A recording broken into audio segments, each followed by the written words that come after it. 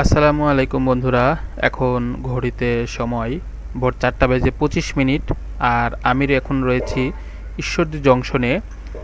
আজকে আমরা জার্নি করব বর্ষাকালের ট্যুরিস্ট ডেস্টিনেশন বলা যায় দিলপাশার চলন বিল, যেটা ভাঙ্গুড়া জেলায় অবস্থিত। তো এখন এই ভোরবেলা স্টেশনে চলে এসেছি, কারণ এখন আমরা একটি ট্রেন ধরব।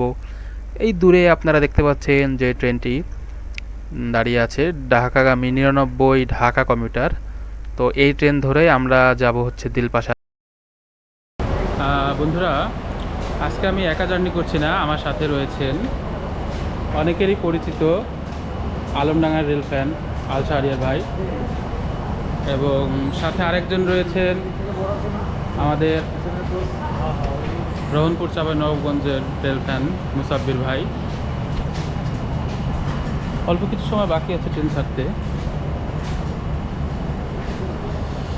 ট্রেনে উঠে আপনাদের সঙ্গে কথা হচ্ছে।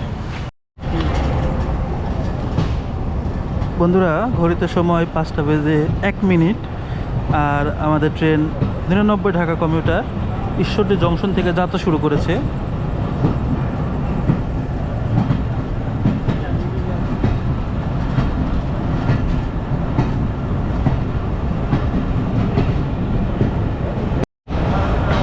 বন্ধুরা, আমাদের ট্রেন ছেড়ে যাচ্ছে জনপ্রিয় একটি station, Chatmohar railway station.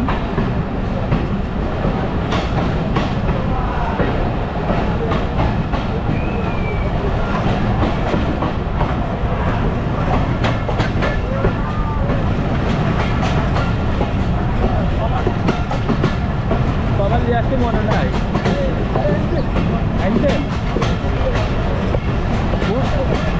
Hood নিয়ে আসেনি, হুড।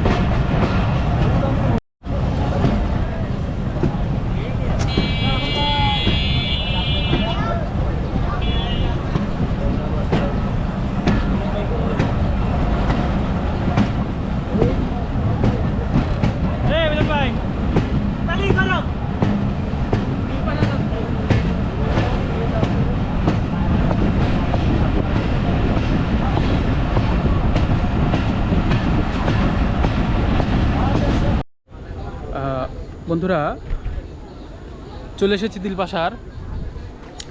গুড়ি গুড়ি বৃষ্টি হচ্ছে আজকে, ওয়েদারটা অসম্ভব সুন্দর। এটা হচ্ছে চলন বিল। এখন চলে যাব স্টেশনের সামনের দিকে।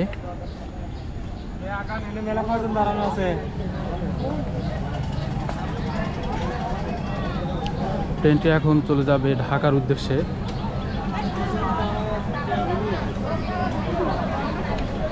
অনেকদিন পরে দিলপাশার আসছি, প্রায় গত বছর বর্ষাতে আবার এসেছিলাম, এখন আবার এই বর্ষাতে ট্রেন ধরার তারা। অল্প কিছুক্ষণই ট্রেন দাঁড়াবে।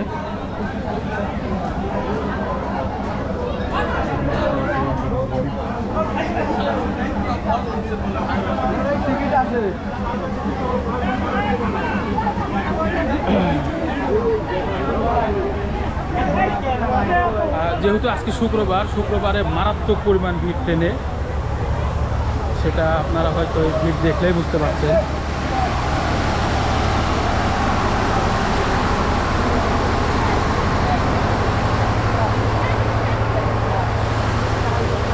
বন্ধুরা, এই স্টেশনে সারাদিনে মাত্র 2টি ট্রেন দাঁড়ায়। এখন যে ট্রেনটি আসছে আপনারা দেখতে পাচ্ছেন, এইটি ঢাকা যাবে, এবং ঢাকা থেকে ফেরত আসার সময় এই ট্রেনটি আবার এই স্টেশনে স্টপেজ দেবে, যার কারণে ট্রেনে এত পরিমাণ ভিড়। এছাড়া আর কোনো ট্রেন স্টপেজ নাই এই স্টেশনে।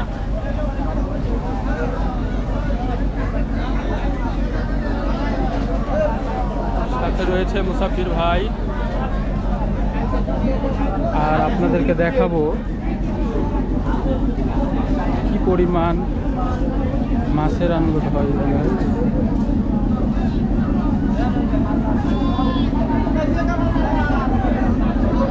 আপনাদেরকে দেখাই পুরো ট্রেনের অবস্থা।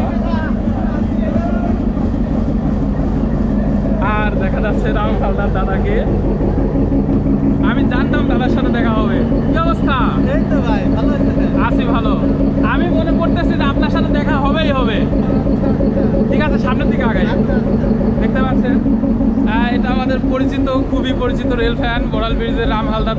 আমি জানতাম দাদার সাথে, আশা করছিলাম যে দেখা হবে, দেখা হয়ে গেল।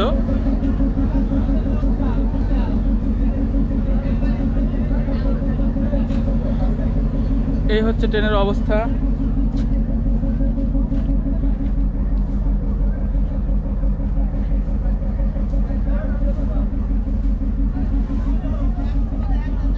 এটা হচ্ছে দিলপাশা ঘাট।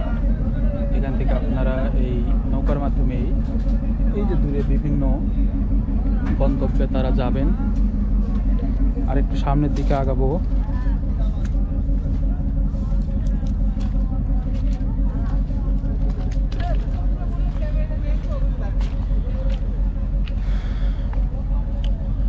অবস্থা মোটামুটি দিলপাশার বিলে বলা যায় মোটামুটি পানি আছে, যেহেতু এবার পানি আসেনি সত্যি কথা বলতে।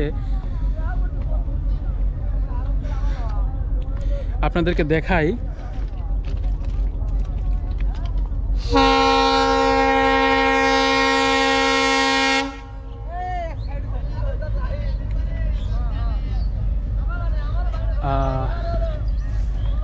আমরা একটা নিরাপদ দূরত্বে যাব।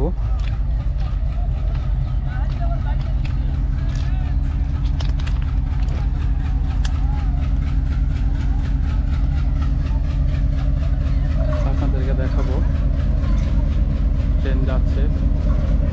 আর আমাদের আমহাল্লা দাদা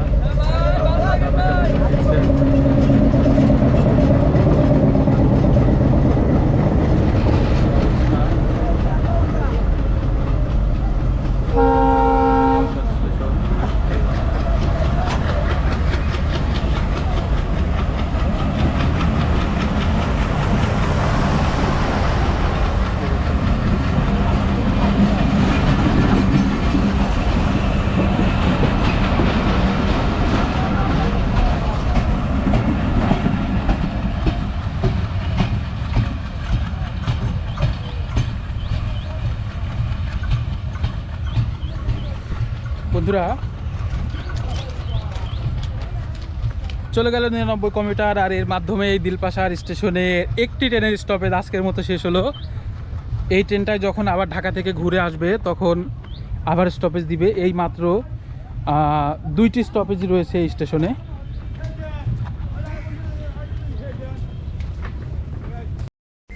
বন্ধুরা সকালে নাস্তা করা হয়নি, তো একটা হোটেলে আসলাম। ডাল এবং পরোটা অর্ডার দেওয়া হয়েছে। তবে আপনাদেরকে সাজেস্ট করব দিলপাশারে এলে আপনারা নাস্তাটা নিয়ে আসবেন, কারণ দিলপাশারের নাস্তা ভালো না। গতবারও হতাশ হয়েছি, এবারও হতাশ হলাম। বন্ধুরা আপনারা যে চালাঘরগুলো দেখতে পাচ্ছেন, এটা হচ্ছে দিলপাশারের অস্থায়ী মাছের আড়ত। সারা রাত এই দিলপাশারের চলন বিলে যে মাছগুলো ধরা হয় সকালবেলা সাধারণত এখানে এনে বরফ দিয়ে প্রক্রিয়াজাত করে সকালবেলা 99 কিলোমিটার ট্রেন ধরে বিভিন্ন গন্তব্যে পাঠিয়ে দেওয়া হয়। তো এটাও একটু ঘুরে দেখলাম।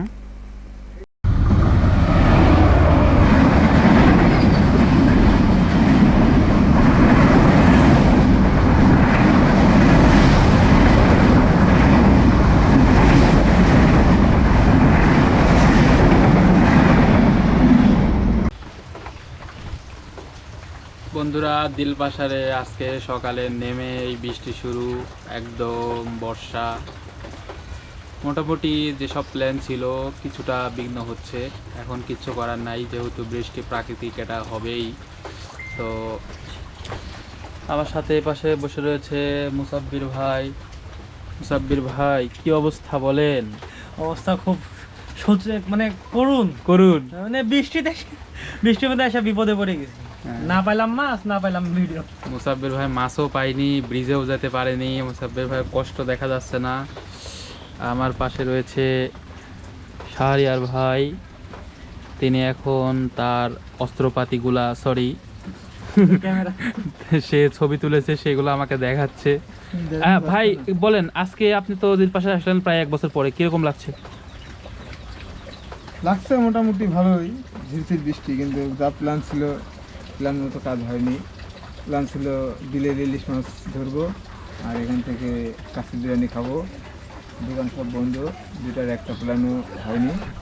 বন্ধুরা দিলপাশার বিলে ইলিশ মাছও পাওয়া যায় না, আর এখানে কোনো কাছের দোকানও নাই। তার মানে বুঝতেই পারছেন তিনি মজা করছেন। বন্ধুরা এখন দিলপাশার স্টেশন থেকে আমি এই রেল লাইন ধরে হেঁটে যাচ্ছি বাউনজান রেল ব্রিজ। আপনাদেরকে দেখাবো, ব্রিজটা অনেক সুন্দর। এবং আমি যদি একটু দেখাই, আপনারা দেখতে পাচ্ছেন আমার দুই পাশেই কিন্তু অথই পানি, অথই পানি। এটাই হচ্ছে চলন বিল। পানি এখনও ঢুকছে, আরও ঢুকবে আশা করা যায়। আর এই রেল লাইন ধরে হেঁটে আসলাম একদম সোজা, প্রায় অনেক দূরে বলা যায়, আপনার ক্যামেরা দেখতে পাবেন না। ওইদিকেই হয়েছে দিলপাশা রেলওয়ে স্টেশন, এবং এখান থেকে প্রায় 2 কিলো মতো হেঁটে যেতে হয় আমাদেরকে বাউনজান রেল ব্রিজে। বাউনজান রেল ব্রিজ এর মূলত এতটুকু সীমানার মধ্যে 2টা রেল ব্রিজ রয়েছে। স্টেশনের ওইদিকেও একটা রেল ব্রিজ রয়েছে। তো ওইটা থেকে এটা অনেক বেশি সুন্দর, কারণ এটার দুই পাশেই এত সুন্দর বিল।